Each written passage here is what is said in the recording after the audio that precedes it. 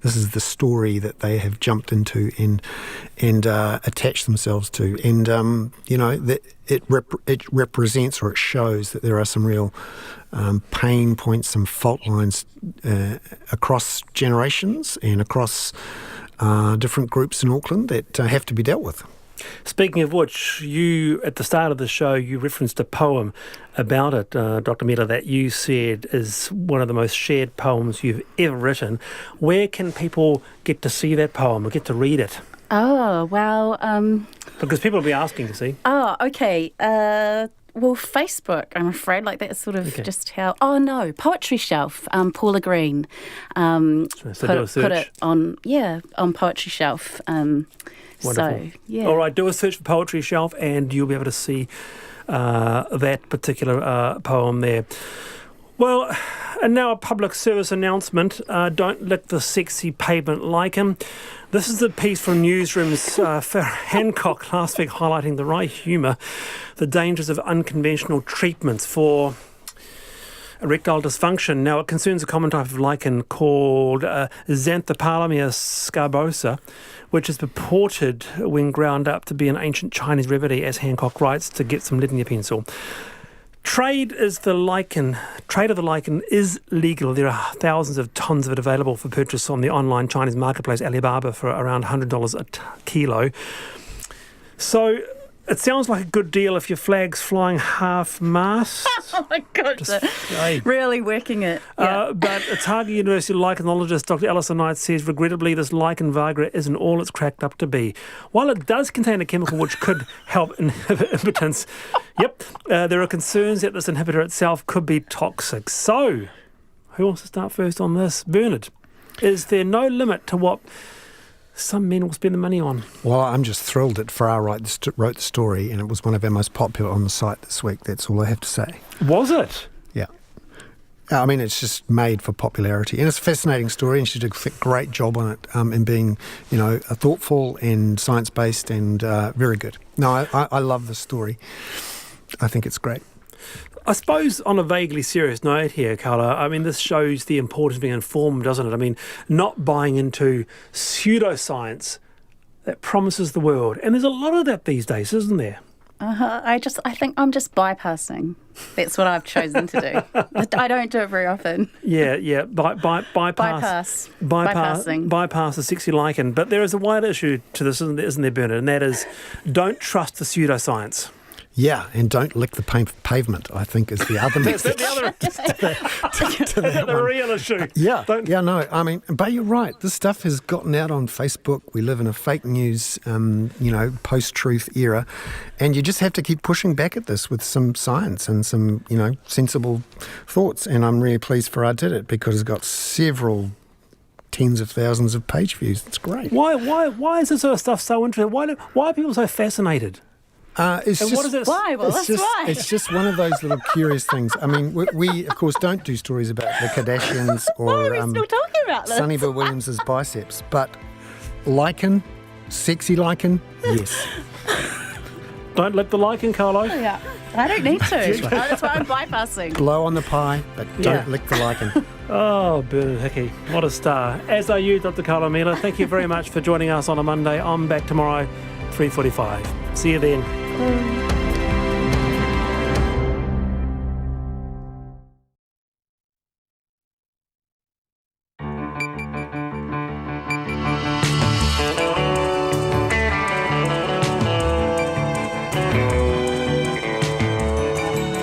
Whakarongo mai koe ki te reo irirangi o Aotearoa. This is Checkpoint on RNZ National. I'm Lisa Owen. Tonight there's calls for an inquiry into state-owned quake insurer Southern Response after it's caught out deceiving, misleading and lowballing a client. Southern Response, or should that be slow or no response, ducks for cover. We hear from the Minister who was in charge at the time. Did he know what was going on? The government launches aspirational plans to slash the number of Maori in our jails. It's going to be whanau focused, humanised and healing. So how does that work? We talk to the corrections boss live. Whanau Ora bosses slam the government for being, quote, totalitarian. Online gaming could be $1 billion industry within 5 years. And the funeral for the 700-year-old glacier that slipped away. Do check us out on Facebook Live. RNZ News at 5. Kia ora, ko Susana Leata with DNA. Corrections is under pressure to deliver on its strategy aimed at drastically reducing the Maori prison population. Under the newly launched Hawkeye Rangi strategy, there will be a dedicated budget for kaupapa Maori programs to be in all prisons.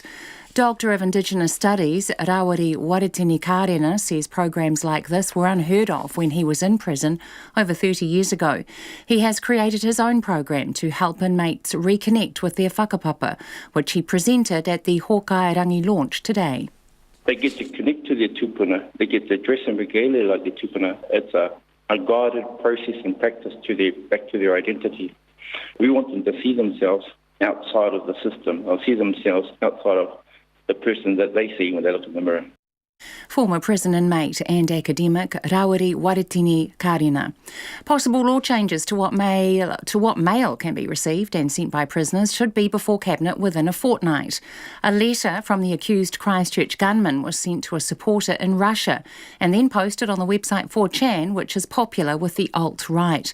Prime Minister Jacinda Ardern says officials have told ministers there is a possible problem with the law.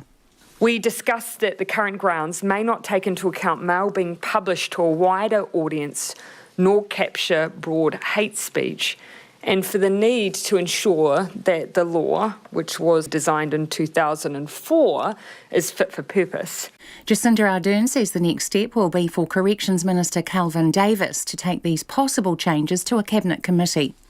The outgoing chief of the Whanau Ora commissioning agency has attacked the government over funding cuts to the organisation. The agency held a hui in Hamilton this afternoon to discuss the independent inquiry by Maori into o rangatamariki and its policy of removing children from whānau. John Tamihere says the government wants to see Whanau Ora fail. He says the time when Maori are treated as second-class citizens has to stop. The Minister of Whanau Ora says to me, "We will not fund Whanau Ora if you continue to attack the government. Running an inquiry is our mandate and our right. This is a government that is totalitarian when you start. If you put your hand up to oppose, cut the funding." John Tamihere. The Catholic and Anglican churches are considering allowing abuse survivors to break confidentiality agreements so they can speak freely to the Royal Commission into Historic Abuse and Care. Last week, the Crown announced it was waiving confidentiality obligations, and at a procedural hearing this morning, the Salvation Army did the same. The Royal Commission asked both the Catholic and Anglican churches to waive any agreements earlier this year, but they are yet to do so. Today, the Anglican and Catholic churches told RNZ they are considering it.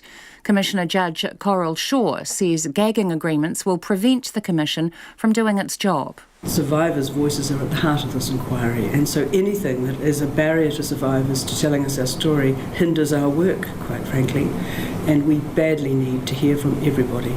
Judge Coral Shaw.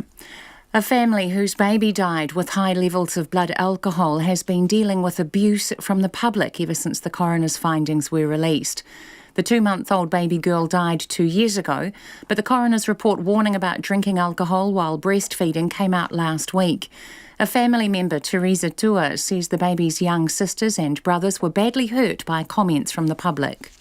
As soon as it broke in the media, I had read all the comments that the people had made, calling my cousin a murderer, saying that she should go to jail for manslaughter, saying that she's a useless mother, o rangatamariki should come along and uplift her children, saying that how much of a dumb mother she was. Ms. Tua says if the family had received an early copy of the coroner's findings, they would have asked for name suppression. Justice staff have apologised for not sending an early copy of the findings to the grandmother who cares for the baby's siblings. Prince Andrew says he's appalled by recent sex abuse claims surrounding his former friend Jeffrey Epstein. Buckingham Palace has released a statement after new footage emerged of the prince inside Epstein's Manhattan mansion in 2010. The BBC's Ben Ando has more. Jeffrey Epstein killed himself in prison just over a week ago while awaiting trial on sex trafficking charges. In 2008, he was jailed in Florida after admitting 2 sex offences. 2 years later, during a visit to New York as UK trade envoy, Prince Andrew was pictured in Central Park with Jeffrey Epstein. The new footage shows him inside the billionaire's mansion, waving goodbye to a woman leaving. Buckingham Palace has issued a statement saying that he deplores the exploitation of any human being, and the suggestion that he would condone, participate in or encourage any such behaviour is abhorrent. Ben Ando with that report. It's 5:05. The New Zealand driver Scott Dixon still has a chance to retain his IndyCar title despite a first lap crash and a premature finish at the Pocono 500 in Pennsylvania. Dixon finished second after the race was stopped for an hour when a crash involving half a dozen cars halted proceedings early. Lightning forced an early finish to the race after just 126 of the 200 laps, with Australian Will Power finishing first. Dixon remains in fourth place overall. The Black Caps captain Kane Williamson admits they got it wrong when making a plan for the first cricket test against Sri Lanka. The hosts won the match by 6 wickets, chasing down a target of 268 on the first day to go 1-0 up in the 2-match series. Meanwhile, Australian batsman Steve Smith says he'll probably have to look at wearing a stem guard on his batting helmet after he was ruled out of the last day of the second Ashes test with concussion. He was hit on the neck by a Jofra Archer bouncer on day 4. A stem guard is an extra piece of protection that can be added to a helmet and was developed after the death of Philip Hughes in 2014. Smith says until now he hasn't enjoyed wearing it. For me, I feel a little bit claustrophobic, not overly comfortable, but it's certainly something I need to probably have a look at and perhaps try in the nets and see if I can find a way to get comfortable with it. Smith will be assessed before the third test in Hedgingley starts on Thursday. That's the news. An overhaul of the prison system. I didn't come into politics just to manage the status quo, because the status quo hasn't worked for our people. Funding to stem the rise of homelessness. There's not good data. Town by town, people are trying to determine what homelessness looks like, but there is no nationwide approach to knowing what homelessness looks like in New Zealand. And the All Blacks get their revenge on the Wallabies, but it comes at a cost. And I think I owe Chris Laidlaw and Andy Hayden $10 for that game. Oh, yeah, you do. There is something to be said for being a pessimist about All Black rugby. You get pleasantly surprised, On the money. Morning Report with Corin Dan and Susie Ferguson, weekdays on RNZ National from 6 a.m on air and online. Then on 9 to noon, are we paying too much at the pumps? The country's competition watchdog releases the findings of its first market study into fuel markets. And after 10, Kimberly Motley, a former beauty queen and the first foreign lawyer to practice in Afghanistan. Join Lynn Freeman in for Catherine Ryan on 9 to noon after Morning Report on RNZ National. Now the short forecast from Met Service to midnight tomorrow. Northland, isolated showers turning to rain tomorrow. Some heavy falls, possibly thundery from the evening. Auckland through to Taranaki, including Coromandel Peninsula, Bay of Plenty and Central High Country. Fine today. Isolated showers developing in the morning, turning to rain in the evening or overnight. Whanganui to Wellington, also wide at upper. Mostly fine, rain spreading from the west tomorrow night. Gisborne and Hawke's Bay, isolated showers in Gisborne, clearing from the south this evening and becoming mainly fine. Nelson and Buller through to Fiordland, mainly fine today. A few showers in Fiordland spreading elsewhere tonight. Rain tomorrow with some heavy falls easing to showers in Fiordland from tomorrow afternoon and in Westland during the evening. Northerlies rising to gale in the evening tomorrow. For the remainder of the South Island, fine today. Increasing high cloud tomorrow, a period of morning rain in Southland and elsewhere in the afternoon and evening. Chatham Islands, cloudy periods.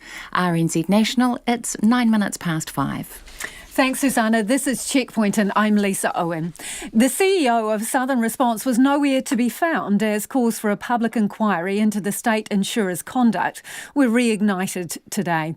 It comes after a precedent-setting High Court ruling on Friday found the organisation had engaged in misleading and deceptive conduct when it deliberately withheld information from a customer, which left Carl and Alison Dodds almost $250,000 out of pocket. The shocking ruling has left experts wondering just who is going to be held accountable and whether Southern Response can really shut up shop by the end of the year.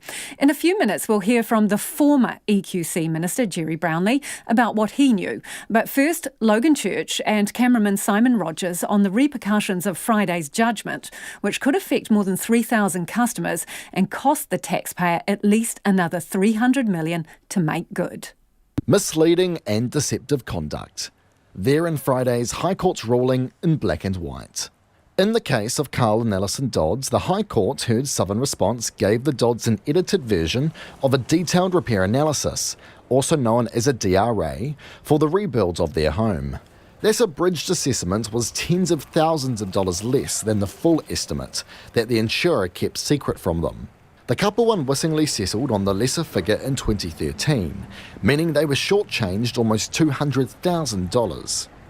For insurance advocate Dean Lester, this court ruling is about time. What a stunning judgment from the court to have deceit, bad faith and such awful behaviour that affects families whānau is quite disturbing. Many families have been battling the state insurer for years in the hopes that Southern Response would honour their policy. You've heard many of their stories on Checkpoint. Those homeowners have told us grim tales of delays, refusal to negotiate, and the effect of that is profound. The stress, the financial drain, the seemingly never-ending battle. The values on the Southern Response website page and other documentation, if it didn't make me so angry, I'd probably laugh hysterically. And it's something that many of us have raised over the last 7 or 8 years at varying times. I mean, just for example, and you think about the case that's just gone through now, they talk about integrity, and it says on the website, we demonstrate honesty, transparency, fairness and objectivity in all our interactions. Really? That's insurance advocate Ellie Jones. She says she's glad the Dodds' case has been brought to light. It didn't surprise me that they were found wanting in such a terrible way, not only from our personal experience with them, but from what we've heard about the way Southern Response behaves and has been behaving over the last 8 years. Some of that behaviour has come out. The organisation was slammed for allegedly spying on claimants through controversial security firm Thompson & Clark. Southern Response's chairperson, Ross Butler, resigned over the fiasco. But Ellie Jones thinks that a public inquiry is needed to find out what else could be hidden, especially before the organisation's expected closure at the end of the year. I think it's really important that we get to find out what else has been going on inside Southern Response over the last 7 or 8 years before it winds up. People will disappear, they will go away, they will, the offices will close. Physically, there won't be offices anymore.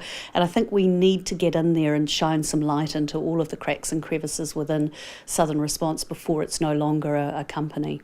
The issue of the 2 different repair assessments is the subject of a class action led by Grant Cameron of GCA Lawyers. He wasn't at all surprised at the High Court judgment on Friday and thinks thousands of people could be impacted. On the information that's been supplied by Southern Response to the court in the second class action, it does appear as though there's potentially 3,000 people. And if successful, the cost to the Crown could be potentially $300 million. We're operating on some limited information, but on the pattern of information we've seen with the people in the class action so far, most have lost about $100,000 on average. Some are as high as $200,000, some are as low as, say, $50,000, but there's a lot of money at stake.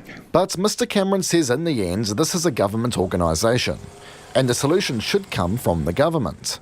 Well, I think in the court of public opinion, as opposed to some of the legal nuances and technicalities that can always be raised with any sort of argument, it's going to be very hard going into election year to persuade Cantabrians that they're being dealt with fairly if this hasn't been resolved.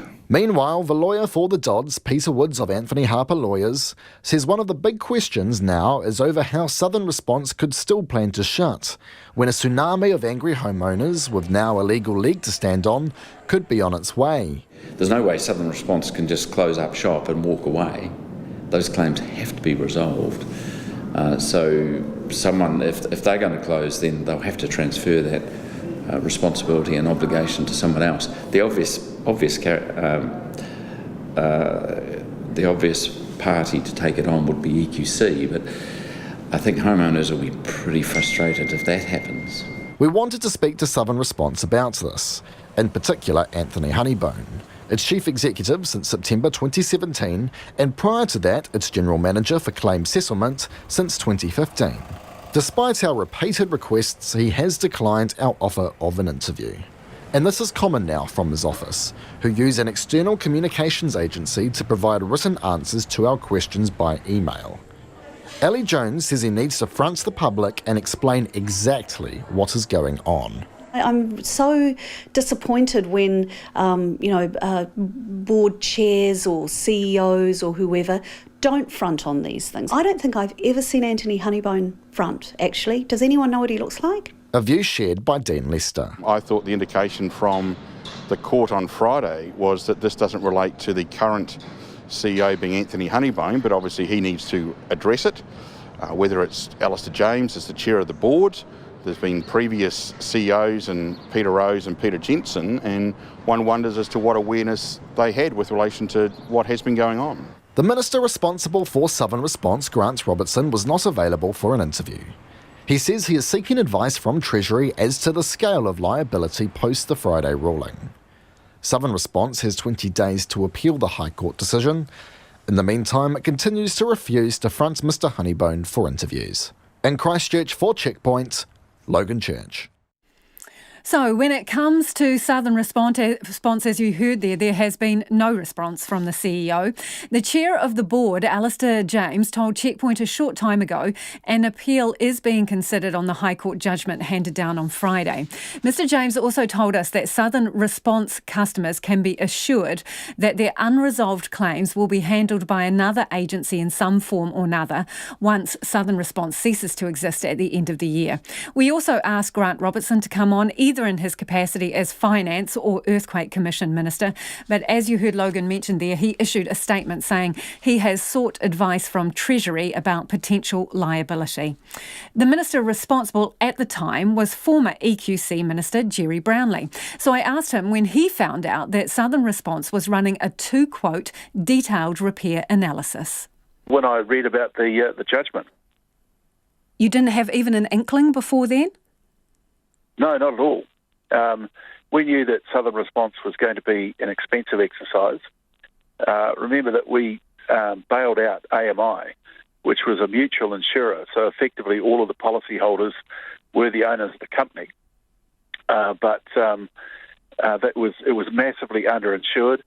It became pretty evident fairly quickly that they were going to have trouble making good on all of the contracts they had. And that, after a period of negotiation, led to the government saying, look, it's all over for you guys. You're going to have to, one, relinquish the brand to the government, which we sold the name to, I think it's IAG Insurance, ended up buying it for about 250 or 60 million. And we knew that we then took over the reinsurance policies on the remaining obligations. That was well short, along with the 250 of what it was eventually going to cost. But we knew that was the case. It was set up as a run-out insurer, and the simple instruction was that they had to meet the obligations, the contracts that AMI had. So they were running this system when you were minister, whether you knew about it or not. This is what they were doing, running this two-quote system. Now that you know about it, what do you think of it? Can I just say I'm not familiar enough with either the case, or the full judgment, or the operational practice to be able to make a comment about that. I think, I've read the headlines, if you like, from the judgment, from both the defence and prosecution point of view, and I could see some points in both directions. So I'd rather not make a comment about something that was essentially very operational.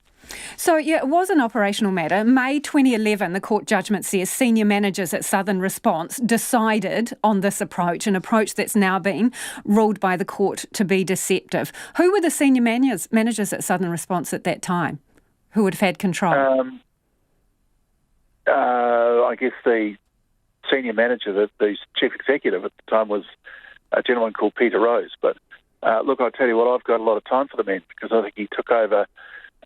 He was brought into AMI initially to try and sort out exactly what their position was, and was certainly instrumental in reaching a position that said actually they can't meet the obligations, and then became chief executive of the run-out insurer Southern Response, and I think did a pretty good job with what was an incredibly difficult circumstance. So do you think this was a pretty good job as well? I mean, the court said that they were misleading and deceptive. And that's the court's finding, and I think it will now be up to the current board to decide what they do about that. It's not for me to either criticise the judgment or defend Southern Response or mount any sort of suggestion that the judgment was an error.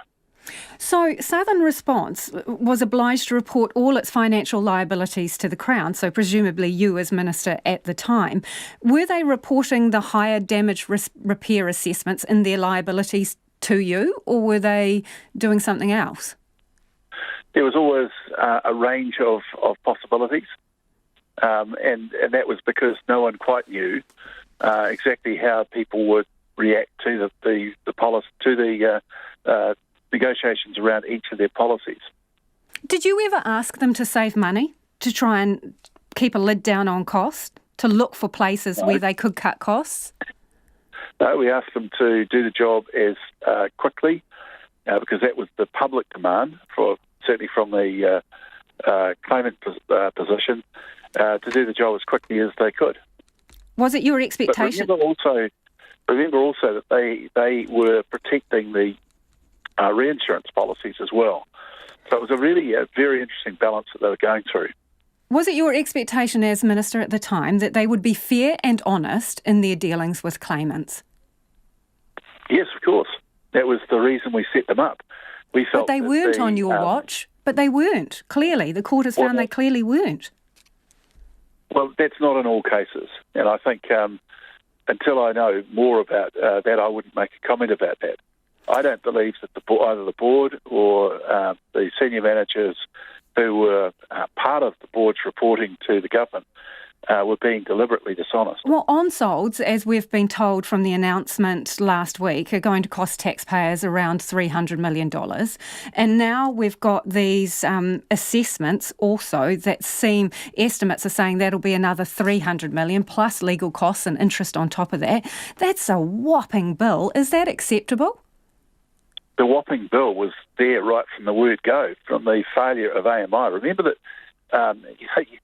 you've got to go back to the fact that people took out insurance with AMI because they were offering what seemed to be very, very competitive rates for insurance.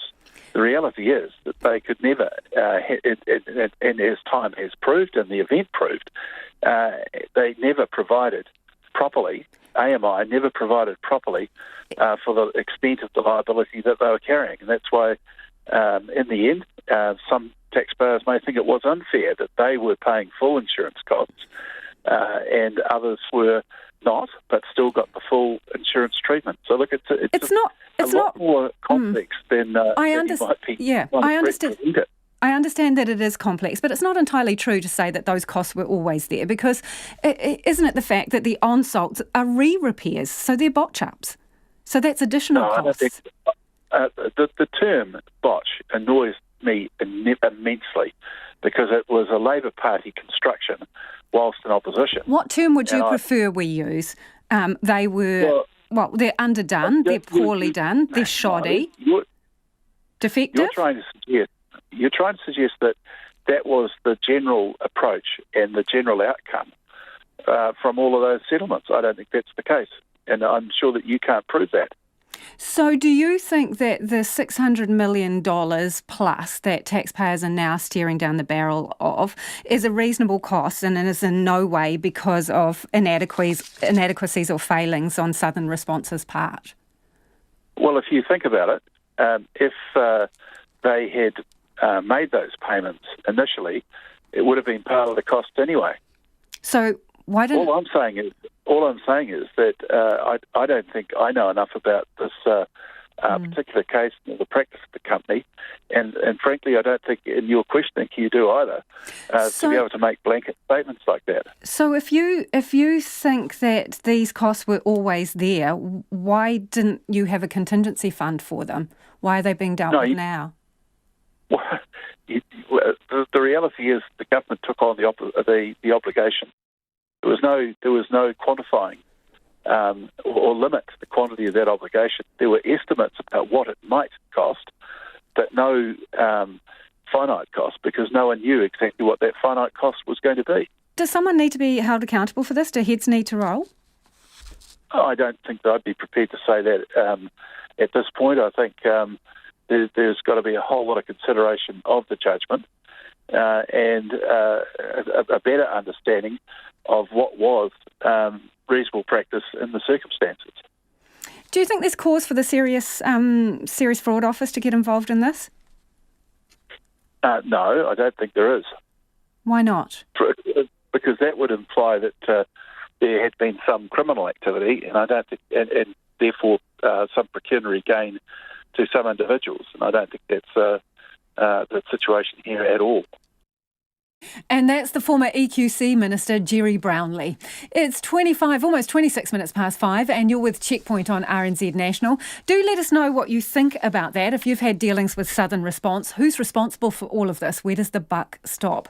You can text us on 2101, you can tweet us at Checkpoint RNZ, or email checkpoint@rnz.co.nz. Cabinet is pushing ahead with law changes to what mail can be received and sent by prisoners after the alleged Christchurch gunman was able to send mail to supporters. While mail can be withheld in some circumstances under the current legislation, the Corrections Department has asked for its powers to be widened. The Prime Minister says Cabinet ministers will consider proposals put forward by the Corrections Minister over the next 2 weeks because the law as it stands is out of date. We discussed that the current grounds may not take into account mail being published to a wider audience nor capture broad hate speech, and for the need to ensure that the law, which was, as I said, designed in 2004, is fit for purpose. Corrections had already identified this issue with the Corrections Act and had already begun work. And our political reporter Joe Moyer is at Parliament and can talk to us now about the proposed changes. Evening, Joe. What is the Prime Minister expecting to come from this? Hi, Lisa. So as you heard in that clip there, the Prime Minister's talked about the fact that these laws are really out of date, 15 years old now. She's talked about the fact that they want to modernise those powers. Corrections obviously approached the government and said, look, we don't think that the laws as they are fit for purpose. Those laws, back when they were designed, were about a letter being sent to another individual and the impact that that letter would have on that person. Now, obviously, we're in a digital age and we need to take into consideration the fact that actually when things get sent, there's the potential for it to be published to a much wider audience, which was the case in terms of the alleged gunman. So this is what they're trying to fix in terms of the changes to the law. So there will be proposals that will go to Cabinet Ministers at Cabinet Committee over the next fortnight. The Prime Minister says that it is possible that they could go to Cabinet Committee, be approved, signed off, sent to Cabinet for the final sort of tick, and that we could have new laws around this in place in a fortnight. Yeah, interesting. Obviously, it's a balance between freedom of speech and what may be regarded as hate speech. Yeah, absolutely. And I mean, this has been the challenge as well around the Christchurch call, which obviously the Prime Minister drove when she went over to Paris with the French President, Emmanuel Macron. This was all about, extremism, terrorism online. And there's a lot to be said about how you balance those two things. That's the exact reason why the US, for example, didn't sign up to this. So they do need to think about that. The Prime Minister's also talked about the fact that there are messages in some letters, some publications from these types of people that go out that are very coded. They use words that I guess your general sort of layman wouldn't actually realise is particularly damaging. So they need to keep that in mind as well when they look at any potential changes. Thanks for that. That's Joe Moyer, who's joining us from the gallery there in Parliament about those changes, proposed changes to the laws around mail that prisoners can send and receive.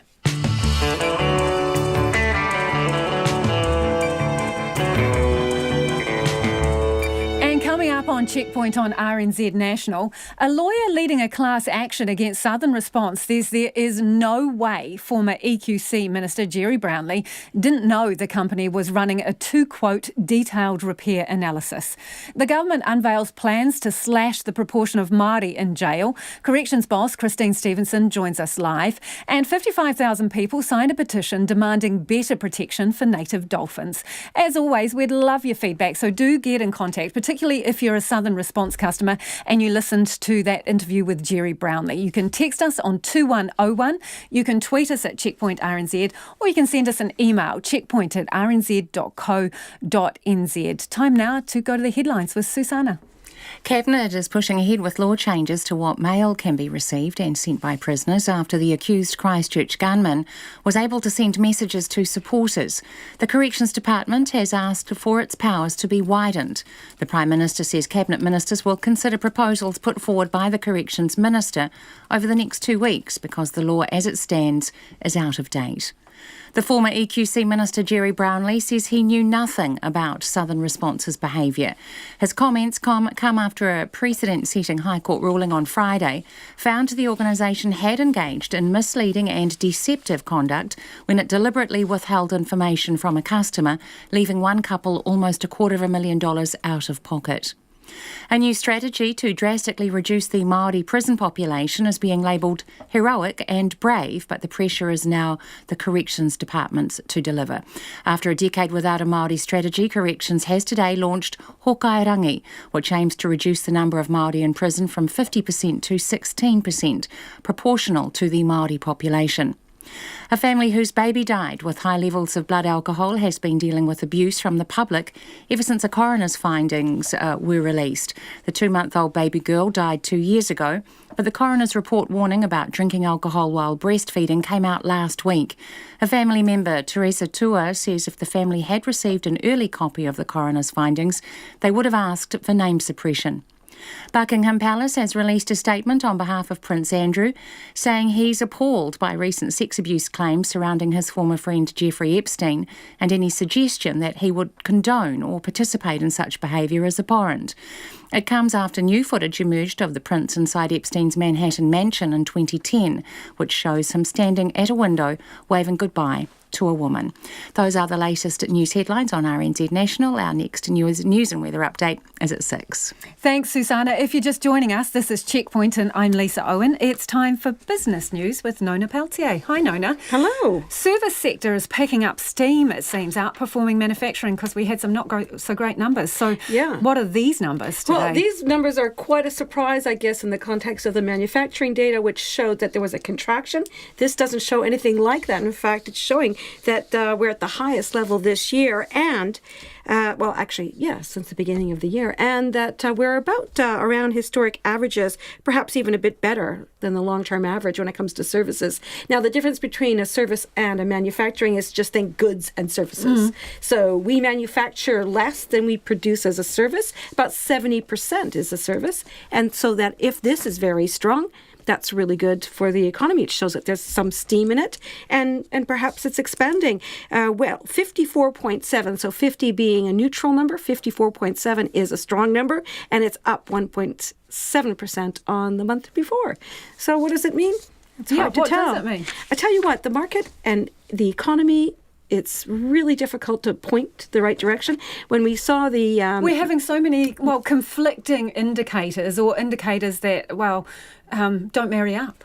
Yeah, and that's true. I mean, the dots don't quite connect, and that's one of the reasons why there's so much risk in the market right now. It's hard. It's sort of upsy downsy, as we've heard before. The volatility is there. Some days the market's up, next day it's down, and really it's difficult to point to a sort of a steady path ahead. And that's one of the reasons why we're seeing our interest rates at such low levels. People are still wondering where the heck inflation went.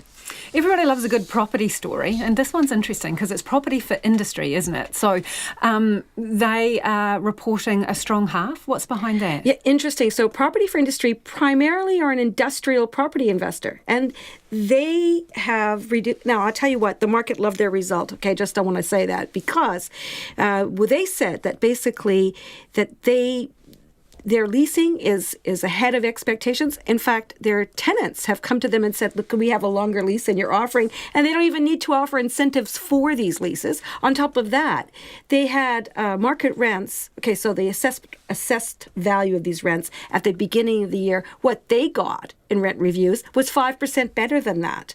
So they're making it on both ends, plus their property's gaining in value. So they made a really strong profit, rose 57%. That reflects both those rental gains and the value of the property. So just to be clear, you're saying that they're reporting their tenants are coming to them asking for longer leases and That's prepared right. to pay a premium for that, Yes. which suggests a high level of confidence, doesn't it? Well, it does. And this is again a conflicting indicator. On the other hand, part of the reason why that's the case is it's really hard to get good quality property. So if you have good property that you like to use, and you're an investor or you're an industrial manufacturer or whatever, you want to hang on to what you have. And that again is a conflicting indicator, isn't it? So it shows confidence, and yet, well, we don't really know how much confidence there is in the market, because we see business confidence surveys that show it's not so much. And yeah, I guess it's really hard to read the tea leaves. Upsy-downsy, as you say, to use a technical term. Absolutely, yes. Speaking of that, let's do a gallop around the markets. What can you tell us? So our top 50 index, it closed up nearly 0.5%, 47 points to 10,702. Property for industry share price, it rose 1 3/4%. So that's much better than the market, 4 cents up. And now the New Zealand dollar is interesting. It's trading at a 4-year low against the US dollar at 64.2 US cents and 94.6 Australian, which is still a pretty good exchange there, and 52.8 pence. So it's against the US dollar that's losing all its steam. Interesting. Thanks, Nona. Nona Pelsier with our business wrap. The government today unveiled ambitious plans to slash the proportion of Maori in jail from more than 50% to just 16%, or proportional to the Maori population. The strategy, Hokairangi, will be rolled out over the next 5 years and will see inmates get more phone calls and visits with their families, and kaupapa Māori programs and therapies at every prison. The program will be designed alongside Māori, and corrections will also recruit a Māori Deputy Chief Executive. And the government will explore the possibility of iwi-administered sentences like community work, and will also research how to keep women, especially those who are the main child carers, out of jail. Joining us now is Corrections Chief Executive Christine Stevenson.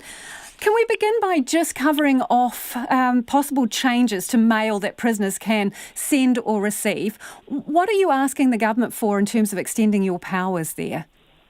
Hi, Lisa. I thought we were talking about Hokairangi, actually. Absolutely, and we'll get to that, but obviously this has cropped up in the meantime, so I'm wondering if you can clarify for us what powers you're seeking. Just to say, first of all, Corrections takes its responsibility for public safety extremely seriously. We have high standards, and with the events of late last week, we failed our own high standards. I would like to reiterate my unreserved apology for the distress that this caused to a number of New Zealanders, many of them impacted by the tragic events of 15 March. So we are strengthening our processes around mail, and we've centralised mail for prisoners that we regard as being a potential threat to public safety. So that's happened as of this morning. I've also announced a mail complaints line and an 0800 number, which is 0800 345 006. And if people are receiving mail from prisoners and they do not wish to, could they please ring us and let us know, and we'll do our very best to stop that. Okay, let's move on to Hokairangi. This new approach, it's going to emphasise humanising and healing prisoners with respect, treating them with respect, upholding their mana and dignity. Now, that all sounds great. So, in practical terms, how will that change the way you treat prisoners? Look, on a day-to-day basis? Yes, I'd say to you that we do try to treat prisoners with decency and humanity now.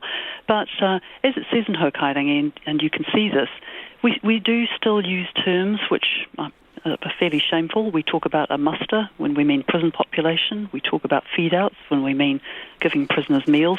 And these are the sorts of terms that most New Zealanders would apply to livestock. This is not the way to talk about people. So those are just a couple of very small examples of treating prisoners like people.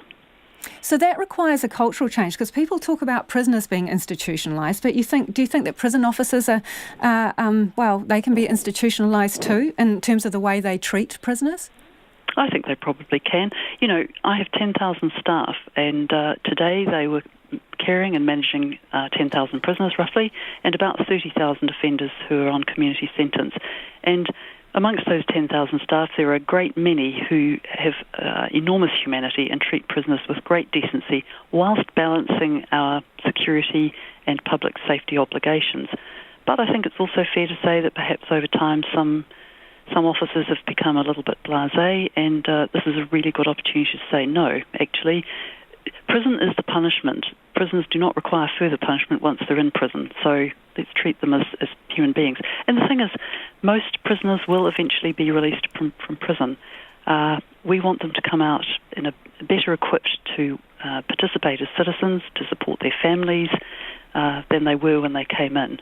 And one dimension of doing that is to treat people as human beings. So do you think that there are some people working within corrections who will resist a change of this level? I would like to say not, but with a workforce of 10,000, there are probably some who will.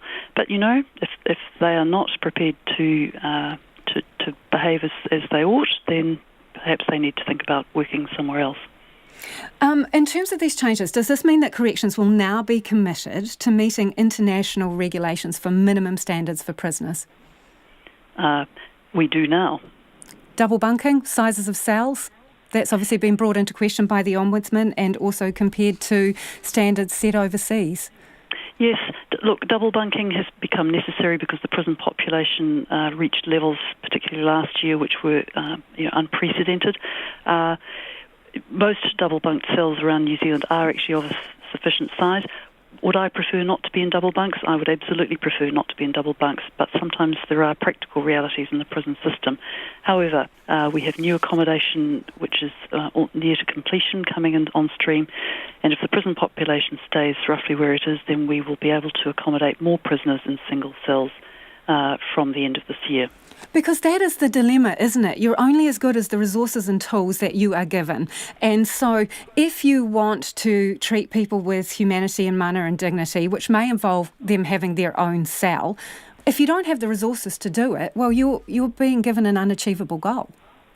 No, I think I disagree. Look, good facilities are nice to have, and over time I would like to improve the quality of our facilities where appropriate and where safe to do so, to perhaps soften them up a little bit. But, you know, the main thing I see when I go about is if you've got staff who have got a real wish to work with prisoners and to help them with their rehabilitative needs, to help address their criminogenic needs, you know, the facilities are only a part of that. Actually, staff working really well with prisoners is what makes the difference. And with the strategy, actually, we're going to be working much more with Maori, and that, I think, will make a shift, absolutely. One of the primary goals is no one will be further harmed or traumatised by their experience with corrections. How realistic is that as a goal? It is an aspirational goal. But, so what does that mean? Because people throw that word around all the time. So does that mean we're actually going to try and get there, or we're just saying it to make everybody feel good? No, of course we're going to try and get there. We don't set goals that we're not going to try to achieve. This is not going to be easy. Prisons are tough places, and particularly for Māori, we have enormous overrepresentation. Māori make up around 16% of the general population, and yet they contribute 52% to the prison population. This is a terrible statistic, and one that we should all be very, very unhappy with. So our aspiration is to do much, much better, but it will not be easy. This is a situation that has been created across generations, and it will probably take a generation or two to achieve what we want to. But again, in practical terms, how do you ensure no one suffers further harm or is further traumatised by their stay with you? So I think it's going to be about working with the individuals, figuring out what works for them, trying to keep them strongly connected with their whānau and family if that's possible. It's the way staff behave toward people. We've got some excellent programs now in prisons. We give prisoners excellent training. We help them with their drug and alcohol addiction needs. In many cases, the health services that prisoners receive, many prisoners come to us with health issues because they haven't been registered with a GP or what have you, so we're able to help with that. But, prisons are tough places, so our staff are going to have to work very, very hard to try to ensure individuals are held in the best possible place for them and get the support that they need. You have said that this could be, an intergenerational aspiration, but you've also said that you'd like to see a decent drop in the Māori prison population in the next 5 years. What, by your definition, is a decent drop? That's a very good question. One of the first things we are going to be doing under the strategy is to identify, well, we've identified measures, but to get the indicators so that we can track progress. So I don't have a number for you now, but that's something that we'll be working on in the next few months. So when do you expect to have that number for the short term? I would hope by the end of this year. All right, and just before you go, a deputy CEO, Māori CEO, what is the time frame for that? That is imminent. I hope to be able to make an announcement on the person that I'm going to appoint to that within the next 10 days. So you already know who that person is? It's just firming up the appointment? Isn't it an internal appointment? Look, I'm not in a position to say at this point. We're working through a proper process, but I'm very pleased with the person who will be appointed, and I think that they'll be a terrific addition to our team.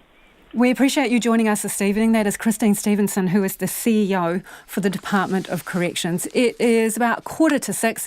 I'm Lisa Owen and you're with Checkpoint on RNZ National. Keen for your feedback there. Do you think that the strategy that's been announced today is worthwhile? Can it work? And, well, do we have the resources to make it happen? You can text us on 2101, tweet us at Checkpoint RNZ or email checkpoint@rnz.co.nz. Members of Whanau Ora have blasted the government at a hui in Hamilton today, with some saying it's totalitarian and others calling out Maori MPs for not speaking out enough. Whanau Ora is planning the terms of reference for a Maori independent inquiry into Oranga Tamariki, following what it says is inaction over the agency's practices around uplifting Maori children. About 300 people were at today's hui, the second in just a few weeks. Our reporter Andrew McRae was there. The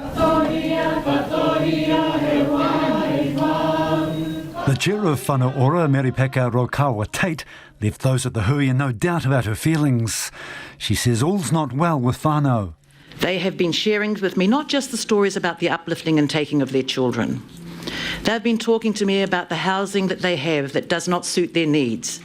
They've been talking to me about the income, the little or no income that they're trying to exist on. They've been talking to me about their health issues, many of them mental health issues, and not getting the support and early intervention that they require. They've been talking about their menfolk, our menfolk, on that treadmill heading into jail. Ms Rokawa Tate says Māori are expecting Māori leadership to do something about it, including Māori politicians. And we expect them to advocate for their people as well. Absolutely important. It's not much good having 13 Māori members of Parliament and you don't hear a bloody word. So I'm sorry. When I was moving around the country recently, talking to our families, they tell me they feel as if they don't matter. They tell me they feel as if they don't rate. John Tamaheri is the outgoing chief executive of the Whanau Ora Commissioning Agency. He says it's time to stop treating Māori as second-class citizens. This is an independent inquiry. This is run by our people, for our people, to our people. He took a shot directly at the government. The Minister of Whanau Ora says to me, we will not fund Whanau Ora if you continue to attack the government. Running an inquiry is our mandate and our right. This is a government that is totalitarian when you start. If you put your hand up to oppose, cut the funding. The former Minister for Whanau Ora, Dame Tariana Turia, is a member of the governance group overseeing the Whanau Ora-led inquiry. She says she's sick to death of what's happening to Māori and the system is to blame.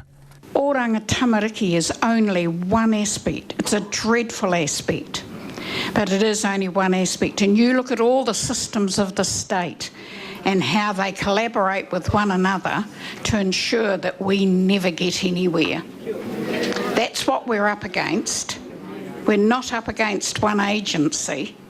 We are actually up against a system that denies us, denies our rightful place as tangata whenua in our own land. Dame Tariana says the time has come for Māori to stand up to what she says is the outrageous behaviour of the state. We have to put ourselves on the front line, actually, to make the change that we know that needs to happen. We keep allowing them to behave in the way they do. We are going to watch successive generations of our mokopuna go down the tubes, and I'm not prepared to do that because I haven't got that long to live. So we have to act as if every day is our last day and we are here to protect the interests of our whānau and hapu. The inquiry's terms of reference will be presented to Kingi Tuheitia and the Kingitanga at Tūranga Waiwai tomorrow. I Kirikiri Roa for Checkpoint, ko Andrew McRae. We're getting a bit of feedback from you about the Southern Response story and also our interview with the former EQC Minister, Gerry Brownlee. Mark has been in touch to say that Southern Response gave us a cash-out DRA for $354,000, but an OAA request over 18 months later revealed an earlier DRA for $701,000. We settled on the lower figure and have been arguing with Southern Response ever since, including a face-to-face meeting with Honeybone at the behest of the Minister Megan Woods. This meeting produced nothing except a letter from Honeybone, who of course is the CEO of Southern Response, dismissing our concerns without directly addressing our questions of apparent deceit. Obviously, this all comes in the wake of the court ruling yesterday that shows Southern Response was running, in essence, a two-quote system. And DJ Gates has got in contact to say the current Commission of Inquiry into EQC should be expanded to inquire into Southern Response as well. In addition, the Commission has to allow cross-examination of witnesses, as it is clear that the hoped-for transparency wanted by the victims of Southern Response and EQC's behaviour will not be achieved utilising the Commission's current strategy of private hearings with the Commissioner alone. The Commission is deluding itself if it thinks it can get to the bottom of the mischief that occurred without adopting a more vigorous and robust approach. And from another dissatisfied Southern Response customer, there should be a full inquiry into the behaviour of Southern Response. Someone must, all in capital letters, be held accountable for the amount of lives that have been screwed up. We appreciate RNZ covering this on Checkpoint. Thanks for your feedback. Do keep it coming. You can text us 2101 or you can tweet us at Checkpoint RNZ. A petition demanding better protection for native dolphins was presented to the government today, signed by 55,000 people. Today is the final day of public consultation on the government's review of the Threat Management Plan, which outlines the government's steps to protect the mammals. Conservationists, scientists and the actor Robin Malcolm attended the rally, which marched through central Wellington before presenting the petition to Eugenie Sage, the Conservation Minister. Our reporter Harry Locke was also there. Hector's dolphins! Not one more! Extinction is! Extinction is! Around 30 people headed to Parliament this morning, carrying a petition heavy with the signatures of over 55,000 New Zealanders. It demanded more protection for the Maui and Hector's dolphins. It's believed there now remain around just 60 Maui dolphins around New Zealand's coastline. Actor Robin Malcolm says she is all too aware that it's the country's responsibility to look after them. I care about the planet as a whole. The survival of the planet really depends on the survival of the entire ecosystems. And, you know, the Maui and Hector are part of that. But also, they're ours. We look after our own backyard, don't we? I feel like it's a national responsibility. Protection for endangered dolphins endemic to New Zealand are currently written in a threat management plan dating back to 2007. This plan is currently in the process of being reviewed by the government, and there are some proposed changes to help protect the species. But these changes aren't enough, say the activists, who want extensions to the marine mammal sanctuary areas, as well as a ban on set net fishing. An Otago University zoology professor, Liz Sloughton, says these changes should have been implemented a long time ago. For Maui dolphins, the fact we didn't do it 10 years ago is a serious risk factor. We're going to lose them unless we do something right now. This is the 5th time we're doing this, and we've got to get it right the 5th time. On hand to receive the petition was Conservation Minister Eugenie Sage. We will look at all the submissions, get advice from officials, analyse all the submissions, and then recommendations will come to me and Minister Nash, and then that will go to the Cabinet. For Greenpeace Oceans campaigner Jessica Desmond, the petition requires the government to act boldly. We've presented the voices of nearly 60,000 New Zealanders today, and that is a mandate for this government to act boldly, and we really hope that they have heard that. But in response to the government's threat management plan, Seafood New Zealand Chief Executive Tim Pankhurst said that it was part of an anti-fishing agenda. This plan will have an enormous impact on literally hundreds of small fishers. These are not big corporates, they're small companies and fishing families around New Zealand that provide relatively cheap fish and chips that we all enjoy. Yet while the government continues its review on how to proceed, For the Maui and Hector's Dolphins, time is running out. For Checkpoint, Harry Locke. A diverse range of Kiwis are contesting next month's local body elections, with some saying they're frustrated with who's making decisions over their lives. In the current crop of elected members, the vast majority are Pākehā, older and male. But a new generation appears to be rising up in pursuit of the reins of power. Jordan Bond reports. There are more elected members over 70 years old than there are under 40. 90% are Pākehā and 62% are men. But there's a new generation of politically active people who want change.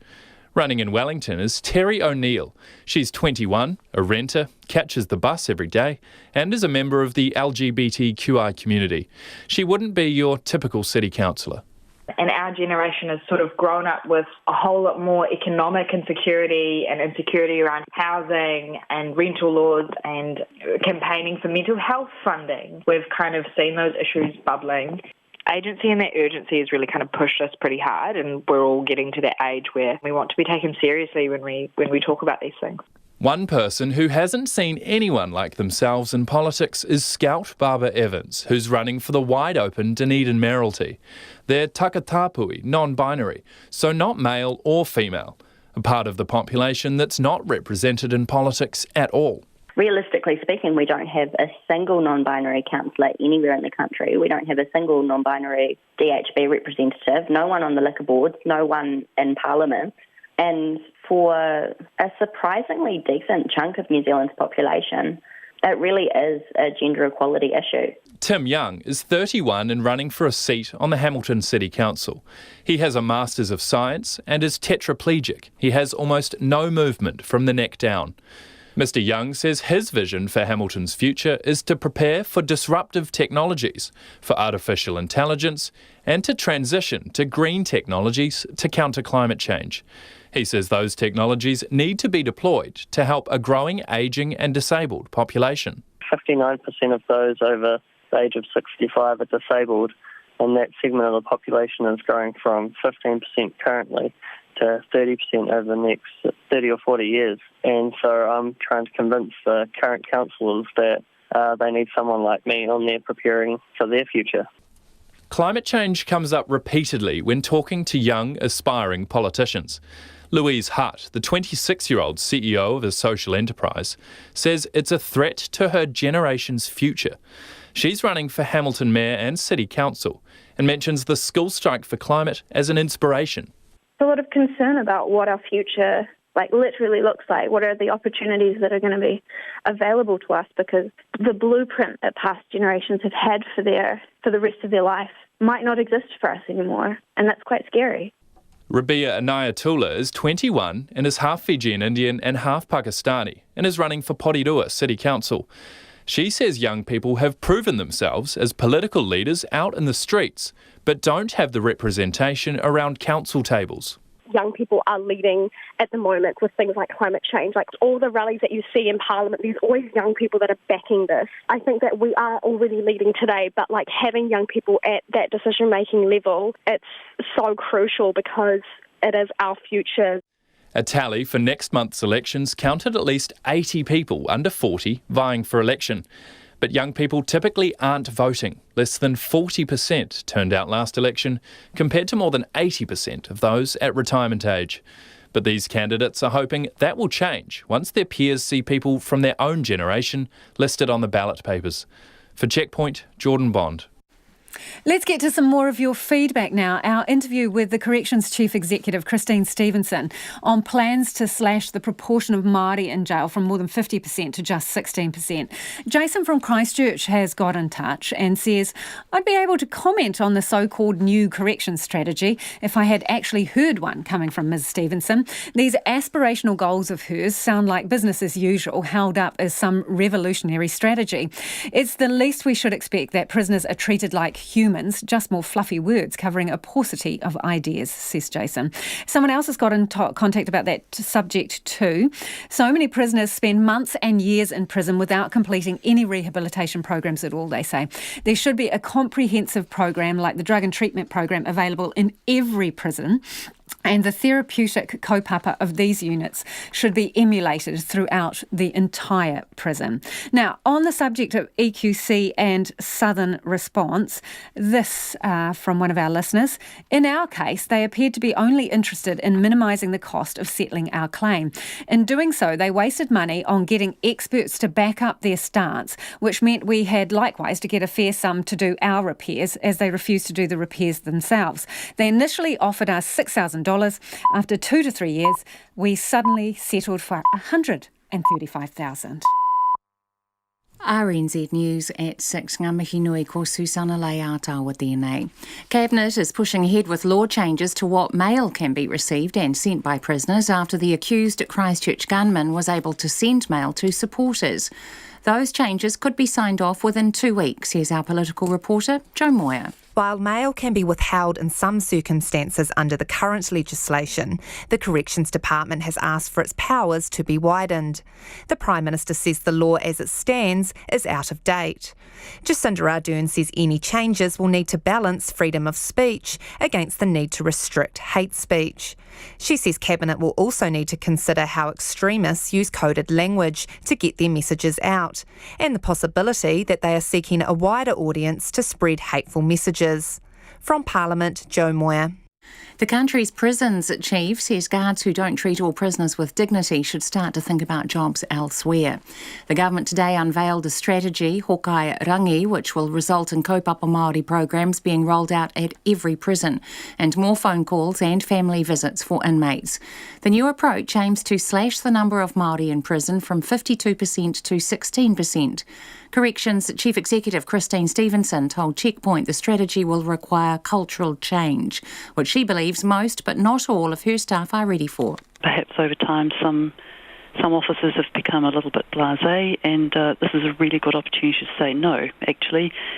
Prison is the punishment. Prisoners do not require further punishment once they're in prison, so let's treat them as human beings. Christine Stevenson. More than 100 new cases of the measles have been confirmed in the past week, the highest spike this year. That brings the total number of confirmed cases to 651, a figure that health professionals say is set to steadily rise. There are now 4 ongoing outbreaks, with counties Manukau and Waitemata the 2 worst affected areas. Dr Jill Sherwood from the ESR says the figures are worrying and it's important people ensure they are up to date with their vaccinations. More Wellington bus services are likely to be dropped to cope with the ongoing driver shortage and a planned spike in demand early next year. The beginning of each year historically sees an increase in public transport usage. In order to allow for that, the Greater Wellington Regional Council says timetables will need to change. Councillor Barbara Donaldson says it will help make services more reliable. What we're looking to achieve is better punctuality and reliability for our customers. So New Zealand Bus hasn't got enough drivers to deliver the scheduled services.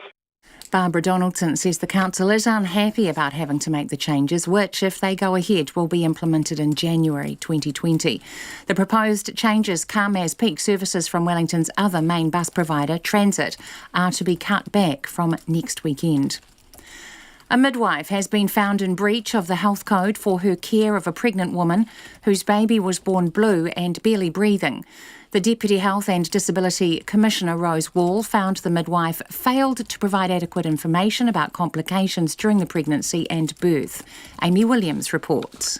The report says the 32-week pregnant woman went into labour at home, and when the labour did not progress, the midwife offered her a transfer to hospital, referring to the on-call obstetrician as Mr. Slice and Dice. Ms. Wall found that the midwife failed to communicate effectively why the transfer was recommended and created doubts in the woman's mind about the obstetrician. The baby was later delivered by caesarean section and needed significant resuscitation. Ms. Wall has recommended the midwife apologises to the family and that the Midwifery Council review the midwife's competence. This is Amy Williams. A diplomatic spat has broken out between Canada and Britain over a dual citizen who went to Syria to fight for Islamic State. Canada has accused the UK of offloading its responsibilities by stripping the man of British citizenship. Jack Letts was captured by Kurdish forces while trying to reach Turkey. The former British Defence Minister, Tobias Ellwood, says this situation highlights a problem. This is the big question that we all need to face. There needs to be some unified approach right across the international community. We came together to defeat Daesh on the battlefield. What now needs to be agreed is what is the process, possibly through the International Criminal Courts, of dealing with this new phenomenon of people that remain absolutely dangerous. Former British Defence Minister Tobias Ellwood. Health officials in the US are investigating a cluster of lung illnesses that it believes may be linked to e-cigarette use. In the past month, states have reported 94 possible cases of severe lung illness tied to vaping. Patients experienced coughing, shortness of breath and fatigue. Some had serious breathing difficulties that required ventilation. It's coming up to 6:05.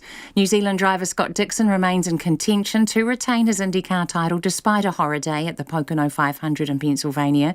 A first lap crash involving half a dozen cars and a premature finish due to lightning resulted in Dixon crossing the finish line in second place behind winner Australian Will Power.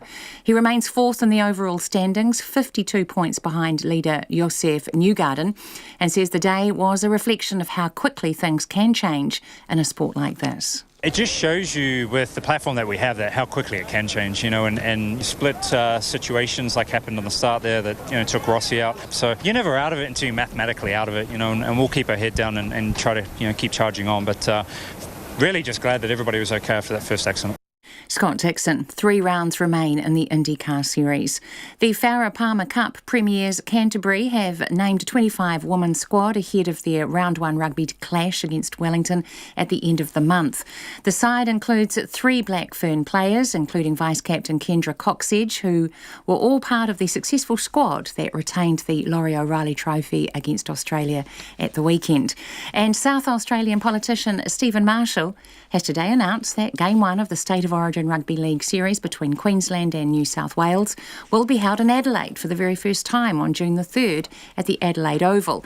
Game 2 is set for Sydney. The third and final match will be played in Brisbane. That's the news. Tonight on Nights, Peter Lapp dissects the weekend sport, including the Bledisloe Cup, of course. Our window on the world looks back at the Peterloo Massacre, a seminal event in British history 200 years ago. James Nokise is sharing fried chicken in the shower with entrepreneur Janine Crossan and Stephen Wessel, the last of Britain's great flute makers, on Nights with me, Brian Crump, after the news at 7 on RNZ National. Forecast from Met Service to midnight tomorrow. Northland, isolated showers turning to rain tomorrow with some heavy and possibly thundery falls from evening. Auckland to Taranaki, including Coromandel Peninsula, Bay of Plenty and Central High Country. Fine tonight, isolated showers developing in the morning, turning to rain in the evening or tomorrow night. Whanganui to Wellington, also wide at upper, mostly fine. Rain spreading from the west tomorrow night. Gisborne and Hawke's Bay, isolated showers in Gisborne, clearing from the south this evening and becoming mainly fine. Nelson and Buller through to Fiordland, mainly fine tonight. A few showers in Fiordland spreading elsewhere. Rain tomorrow with some heavy falls easing to showers in Fiordland from tomorrow afternoon and in Westland during the evening. Northerlies rising to gale in the evening tomorrow. For the remainder of the South Island, fine weather, increasing high cloud tomorrow with a period of morning rain in Southland and elsewhere in the afternoon and evening. Chatham Islands, cloudy periods. RNZ National, it's coming up to 6:08. Thanks, Susanna. If you're just joining us, this is Checkpoint and I'm Lisa Owen. Let's return now to where we began the programme with calls for a public inquiry into Southern response and our interview with former EQC Minister Gerry Brownlee. It follows a High Court judgment which found Southern Response had engaged in misleading and deceptive conduct when it deliberately withheld information from customers Carl and Alison Dodds, short shortchanging the couple by more than $200,000. The organisation was found to be operating a two-quote detailed repair analysis, and the Dodds unwittingly settled on an abridged assessment in 2013 after the insurer kept the full assessment from them. Gerry Brownlee was the EQC minister at the time, and here's what he told me about what he knew. Can you clarify for us when you found out that Southern Response was running this so-called two-quote system? When did you find out? When I read about the judgment. You didn't have even an inkling before then? No, not at all. We knew that Southern Response was going to be an expensive exercise. Remember that we bailed out AMI, which was a mutual insurer, so effectively all of the policyholders were the owners of the company. But it was massively underinsured. It became pretty evident fairly quickly that they were going to have trouble making good on all of the contracts they had. So they were running this system when you were minister, whether you knew about it or not. This is what they were doing, running this two-quote system. Now that you know about it, what do you think of it? Can I just say I'm not familiar enough with either the case, or the full judgment, or the operational practice to be able to make a comment about that. I think, I've read the headlines, if you like, from the judgment, from both the defence and prosecution point of view, and I could see some points in both directions. So I'd rather not make a comment about something that was essentially very operational. So, it was an operational matter. May 2011, the court judgment says senior managers at Southern Response decided on this approach, an approach that's now been ruled by the court to be deceptive. Who were the senior managers at Southern Response at that time who would have had control? I guess the senior manager, the chief executive at the time, was a gentleman called Peter Rose. But look, I tell you what, I've got a lot of time for the man because I think he took over. He was brought into AMI initially to try and sort out exactly what their position was, and was certainly instrumental in reaching a position that said actually they can't meet the obligations, and then became chief executive of the run-out insurer Southern Response, and I think did a pretty good job with what was an incredibly difficult circumstance. And that was the former EQC Minister, Gerry Brownlee. The issue of two different repair assessments is the subject of a class action being led by Christchurch lawyer Grant Cameron. And he joins us now. Good evening, Grant. Is it possible that Mr Brownlee was oblivious to this two-quote system? Well, we have to say very, very surprised to hear that being the minister, but nevertheless, if Gerry is saying that he didn't know, then we have to accept that. So the question has to be, how could that possibly be when as minister in an arrangement where the Crown has entered into a Crown support deed to provide cash to AMI, and very stringent processes for reporting on liabilities were put into place at the beginning, our ministers couldn't know these things. So who would have been in the know? Do we know what kind of government representatives may have been in meetings or discussions about these issues? Yeah, well, there was a Crown support deed entered right at the very beginning whereby the government would support AMI subject to conditions. Now, one of the provisions in that requires that Treasury can have observers at every board meeting, every executive management meeting, various other meetings were prescribed. Now, whether they did or didn't attend, we don't know. But it would be, one would expect that they were all over this very closely because plainly there was an unknown liability for the taxpayer, and it was extremely important to know as this whole thing unfolded what the ongoing liabilities would be. So undoubtedly Treasury received all the information that was ever supplied to shareholders, rating agencies, the Reserve Bank, bankers, the auditors, senior management, and more particularly the board itself. So all materials going to the board were required to be passed on to the Treasury. So it's very hard to see how this wasn't fully and extensively flagged as things went along, and particularly in light of the Supreme Court judgment in Oceanside.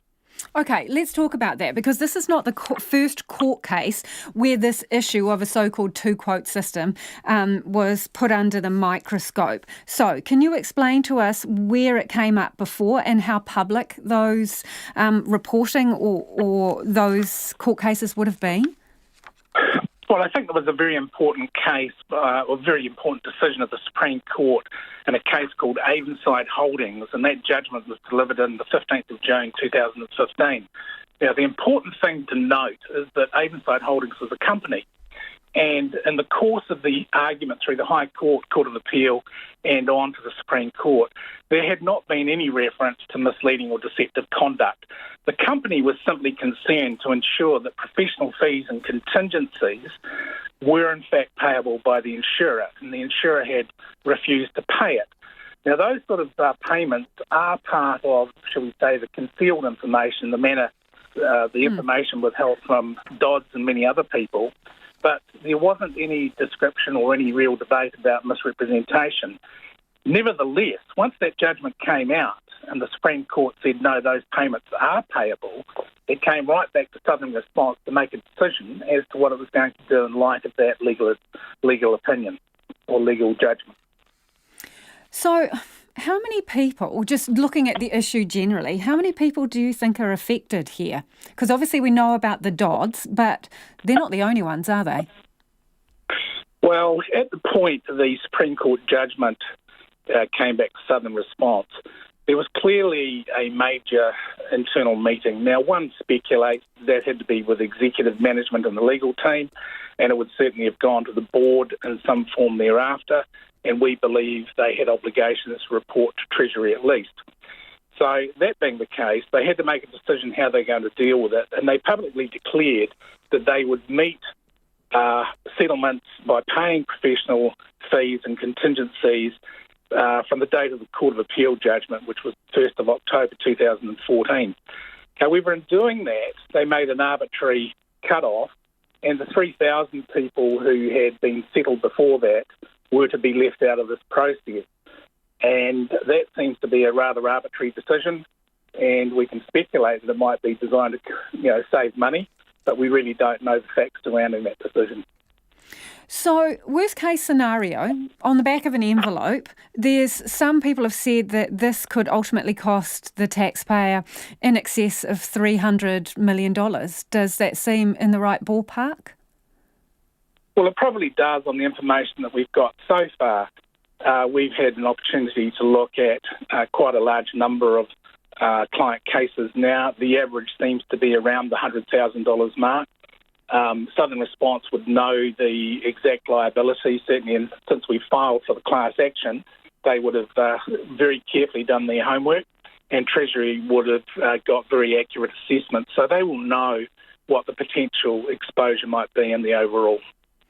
In this most recent court case involving Carl and Alison Dodds, the court finding sums up that a senior management meeting in, I think it was May 2011, was where this decision was made to run this, in essence, two-quote system and to keep one of the quotes secret. Do you know exactly who was involved in that senior management meeting when that decision was made? No, I don't have any information about that whatsoever. Okay. Who needs to take responsibility for this, do you think, in the end? Well, it's one thing to say that it's an operational matter and it was something internal to Southern Response. Certainly that is the case. That's certainly one part of the story. However, this is a company that's owned by the Crown. The government is concerned to ensure that it has its fingers on the pulse in terms of what the ultimate exposure might be. And plainly, there were clear reporting mechanisms put in place, first with the Crown support deed and then later with an amended Crown support deed. So those lines of communication, that reporting processes, they were well established. So it begs the question as to what government itself was actually told when decisions were made not to backdate payments or settlements that were made before the 1st of October 2014. And it's that 3,000 people or so that we are very concerned with and taking the class action to protect. Thank you for joining us this evening. That is Christchurch lawyer Grant Cameron. As you heard there, he's involved in that class action, which relates to this idea that there were two different repair quote assessments running through Southern Response. The pressure is now on Corrections to come good on its brave pledge to drastically reduce the Maori prison population. After a decade without a Maori strategy, Corrections has today launched Hokairangi, which aims to bring the population down from 50% to 16%. Prisoners and reformists have long been calling for a change in tack from a punitive system to one that focuses on rehabilitation. Mediana Johnson reports. Prisoners will get more visits from whānau and prison staff will be given extra training to ensure prisoners are treated with dignity. There are currently only 5 kaupapa Māori programs in prison, but now they will be in every prison. When Rawiri Waretini Karenga was in prison more than 30 years ago, kaupapa Māori programs were unheard of. A lot of the men there, they had no connection to their cultural identity. Most couldn't speak their language, they didn't know their culture, they didn't know their heritage. And so that's a strong factor with men and even women in prison. That was the impetus for the now Doctor of Indigenous Studies to create his own kaupapa Māori program, which he presented at the launch of Hokairangi today. He has drawn on his life experience, his studies and 30 years of working in the prison system to help change how Māori inmates think of themselves. One way this is achieved is for prisoners to physically embody their ancestors or tupuna. We put them in regalia, traditional Māori regalia, with a moko, and then we take photos of them. And so what that is they get to connect to their tupuna, they get to dress in regalia like their tupuna. It's a guided process and practice back to their identity. We want them to see themselves outside of the system, or see themselves outside of the person that they see when they look in the mirror. It's programs like these that the Corrections Minister Kelvin Davis is hoping will help drop the overall prison population by 30% in 15 years. Ngāti Kahangugu Chair, Ngāhiwi Tomoana, is full of praise for the Minister's bold vision. Quite a heroic effort from the current Minister, and we'll be there supporting him all the way. However, Mr Tomoana is warning more needs to be done to drastically cut prison numbers, and Corrections can't do it alone. Corrections are getting the blame for other people's upstream impacts on whānau, and especially on inmates. And if we can intervene at the court stage, at the apprehend, arrest and incarcerate stage, if we can get into the remand system, because people waiting 18 months on remand without even a charge, I mean, it's diabolical that this should be happening. Julia Whaiputi from the government's Justice Advisory Group says this radical shift in focus will only be successful if Māori truly are leading the changes. That expertise to make this happen does not exist within corrections.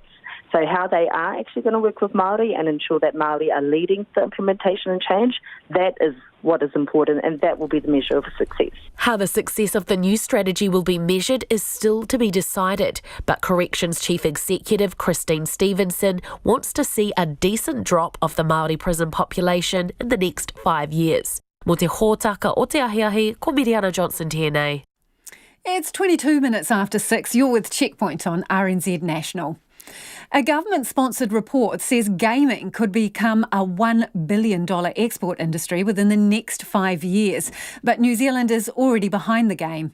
The interactive Aotearoa report says the government should have a plan and set up an interactive commission, similar to the Film Commission, to provide seed funding for fledgling companies. Conan Young reports. That's the sound of Tower Keepers, one of many games being turned out by developers Ninja Kiwi, which had the 4th most downloaded game on the Apple App Store last year. The New Zealand Game Developers Association wrote the interactive Aotearoa report. Its spokesperson, Stephen Knightley, says while our industry is worth just under $150 million a year, it's a relative minnow compared to the sector globally, which is now worth $250 billion, more than film and television combined. We actually have global publishers, global investors coming to New Zealand wanting to invest in New Zealand-made games or virtual reality simulations, and we actually don't have the pipeline of studios to put in front of them. So we're turning down, we're missing some of those investment opportunities. The report calls for the establishment of an interactive commission that fledgling developers could pitch ideas to. The best ones would gain seed funding to enable them to build up enough scale to make them attractive to big overseas investors willing to put the money in required to create the next Fortnite or World of Warcraft. At the moment, too many New Zealand startups, they're thinking a little bit too small, or just like a film, you actually have a fair bit of content you have to create. There's just a budget that's required to make a decent prototype that you could test with a real audience and prove that people would want to buy it. The industry's not just about games. Dunedin-based animation research makes virtual reality health and education software, doing everything from making children familiar with CT scanners so they don't have to be sedated, to putting prisoners in a garage as part of teaching them maths. Managing Director Ian Taylor says any strategy for the sector needs to look long-term, and he's nervous about talk of growing it to $1 billion within just 5 years. We need to be careful about how we put this together and how we move it forward, and really the targets and goals, because if you make the targets too high too soon, then this will kind of flash and burn, really. Game developer Dean Hall from Rocketworks says government help for the industry can't just be about tax breaks along the lines of those given to overseas filmmakers. Overall, it's about fostering the industry, which means making sure that we have people coming through who are considering it as a career, and making people able to grow new businesses that make those video games, not just supporting the existing big ones. As yet, there are no promises from the government about what sort of money it might be willing to put into the Interactive Commission. Economic Development Minister Phil Twyford says he looks forward to continuing discussions with the sector. Mō te hotaka o te ahi ko Konanyang tēnei. The Catholic and Anglican churches say they're looking at allowing abuse survivors to speak freely to the Royal Commission. Last week, the Crown announced it was waiving confidentiality obligations, and this morning, the Salvation Army followed suit. The Royal Commission, which is investigating abuse in the second half of last century, will start hearing evidence from survivors and others in just a few months' time. Katie Scotcher reports. It's the biggest Royal Commission in New Zealand's history, but confidentiality agreements may stop some of the victims from speaking out. One commissioner, Judge Coral Shaw, says that will prevent the Commission from doing its job. Survivors' voices are at the heart of this inquiry, and so anything that is a barrier to survivors to telling us our story hinders our work, quite frankly, and we badly need to hear from everybody. After the Crown and the Salvation Army complied with the request to waive gagging agreements, the Catholic and Anglican churches confirmed to RNZ today that they are considering the request. Judge Shaw says survivors need to be able to speak freely. So the time frame is not so important, but I think for the sake of survivors, we need very much to get those waivers in place as soon as possible. Today's hearing was procedural, and the Catholic Church's lawyer, Sally McKenchie, says the Church wants to work with the inquiry. We appreciate it will be very difficult for many survivors to come before you, and we acknowledge their bravery and courage in participation, and we acknowledge them and the harms that have been done for those who should have been cared for by the Church. The Catholic Church will come before you in a spirit of cooperation and transparency. A survivor advocate, Annette Sykes, was also there. It's a beautiful day today, and I always take the weather as a sign of something like this, where's it going? And when Tamata Nui Tara comes out, then I think we need to say that the universe is telling us that we're beginning a moment in history in this country, an important moment in history. And it's a huge opportunity, and the sun is shining on Aotearoa to remember all the beauty that it is and all the beauty that we want for all of the members of our society. The Church's Salvation Army, the Crown and survivor advocates will appear at the October hearing, which is expected to run for about a week. I tāmaki makaurau mō te hōtaka o te ahiahi nei, ko Katie Scotcher aho. In a poignant symbol of climate change, environmentalists in Iceland have laid a commemorative plaque at the site of a glacier that has been declared dead. The 700-year-old glacier is the first to disappear in Iceland, but scientists say it won't be the last. Here's the BBC's Courtney Bembridge. Photographs taken from space show just how rapidly the Auk Glacier disappeared. In 1986, it was a mass of solid white, spilling from the crater of an extinct volcano. But by 2014, it was no longer thick enough to move, and the glacier was officially declared dead by glaciologist Odor Sigurdsson.